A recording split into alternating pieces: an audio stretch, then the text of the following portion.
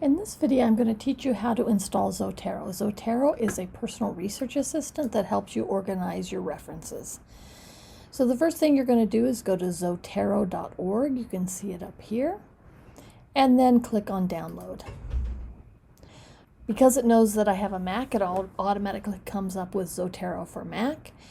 And it also asks me if I want to install the Zotero connector because I'm using Chrome. That's what I want to install as well. So what I'm going to do is I'm going to click on download, and I already have this installed, so I'm not going to install it again, but it downloads and then I can install it for my platform. The next thing you're going to do also is install the connector. So if I click on install Chrome connector, you can see right here it already says remove from Chrome. That means I already have it installed. Now also there's other connectors for browsers, so you can also install it on Firefox, Safari, or Edge. So I would suggest using one of those browsers if you're going to use Zotero. And now after you have it installed, if you can look up here in this corner, you see there's this little paper here.